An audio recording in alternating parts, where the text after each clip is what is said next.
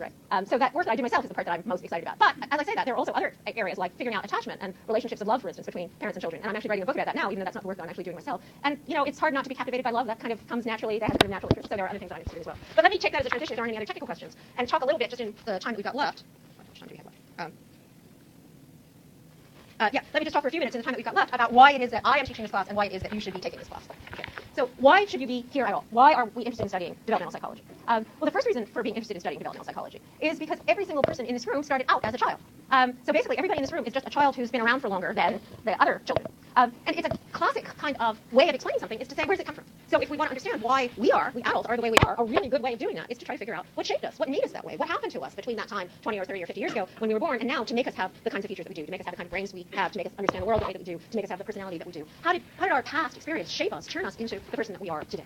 So a first reason for studying developmental psychology is if you want to study any other kind of psychology, what we're like as adults, a really deep, profound way of doing it is to try to figure out how we got there, what the origins are, where we came from. So just the way I think that in biology, understanding the evolutionary history of an organism is a really deep, profound way of understanding why it is the way it is. In psychology, understanding the developmental history of our minds is, I think, the deepest way of understanding why it is the way we are the way we are. So that's one reason for studying developmental psychology, but that is not actually the reason why I study developmental psychology.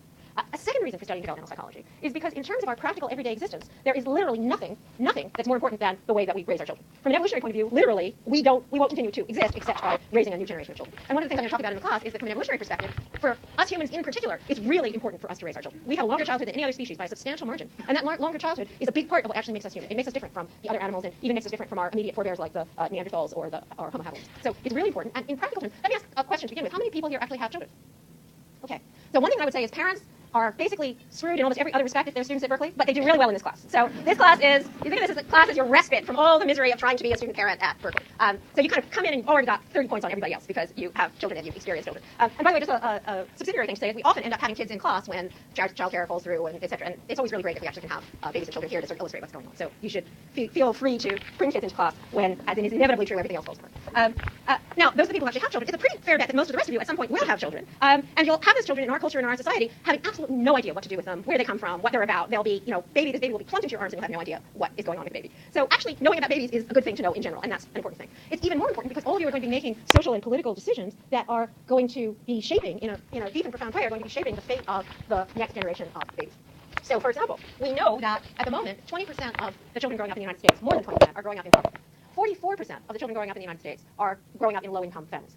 So nearly half of the children growing up in the United States. That number has actually increased over the last 10 years rather than decreased. And it's a much larger percentage than any other civilized country. And it isn't just an issue about those children growing up in poverty. We also know, because children can grow up with low incomes and have a really rich, supportive environment, but those children are also growing up in isolation. So those are children who are growing up often without a network of supportive people to care for them. In this country, we pay parents nothing. We have no paid leave, for example, for maternity leave or for paternity leave, again, unlike most other civilized countries. And we pay the people who take care of children, like nannies and childcare workers, almost nothing. So childcare workers get paid considerably less than dog catchers do, for example. And we set things up so that childcare workers can't have childcare as a profession. They can only keep the jobs for relatively small amounts of time, and so on and so forth. So if you were going to point to something that was a really major social problem in the United States, you would have to point to the state of the way that we care for children, especially the way that we care for very young children. It's kind of one of those, sort of like in the old days, before any of you were born, in the Cold War, the fact that there could have been a nuclear holocaust was one of those problems that was so big that nobody could actually look at it. And I think the way that we treat young children is a problem that's so big that nobody actually looks at it. Things are a little better. There's a little more interest in early childhood and early childhood education than there used to be, but it's still true that in general, the way that we treat and care for young children is deeply, deeply problematic. And as we'll see, thinking about the science can actually help you to make some decisions about things like what should an early childhood education program look like? What should preschool look like? What should support for young children look like? What should learning environments look like in schools? How should we actually organize schools so that children are actually the most likely to be able to learn? So a second reason for studying children is because they're incredibly important to us personally, and also incredibly important to us politically and as a society. And since this is a lot of what I spend my time doing is talking to people like policymakers in Washington and people in Head Start. We'll talk about that in the context of this class as well. But actually, in spite of the fact that that's what I spend a lot of my time doing, that is also not the reason why I study developmental psychology. In fact, it's the most important thing that you could possibly ever do. Here's the reason why I actually study developmental psychology. Children and babies are really, really weird. They are just fundamentally, foundationally weird. So here are some of the things that if you just hang out with babies, some of the things that you're going to see. So you're going to see, here's an adorable baby who's 6 months old, loves everybody in the world, smiles, goos, gives them all hugs. Suddenly, at 10 months, the baby decides that half of the people in the world are serial killers, including, his beloved grandmom, who's coming to visit him from far away. That most people are actually incredibly dangerous serial killers, and what you should do when you see that is quickly hide behind mama's back and hold on really, really tight and occasionally peek out to see exactly what weapons they serial killers are likely to have. And even more interestingly, after an hour or two, the baby decides, okay, I think this is probably not a serial killer, this is an okay person, and then they can go on and interact. Why would that be? Why would you have this difference between this incredibly friendly 6-month-old and this incredibly wary 9-month-old? here's another thing that happens to babies.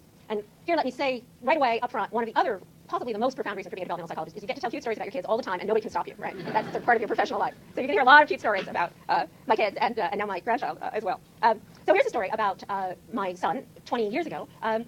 I had in those days, computers had a big red button on it that was the reset button.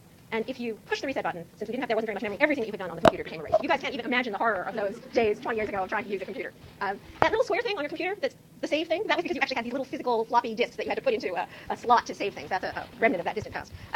So I was a young assistant professor working on a grant, and I always worked with my babies around, and my little 24-month-old then was climbing at my feet, and I made it very clear to him, you can do all sorts of things, but don't touch the reset button.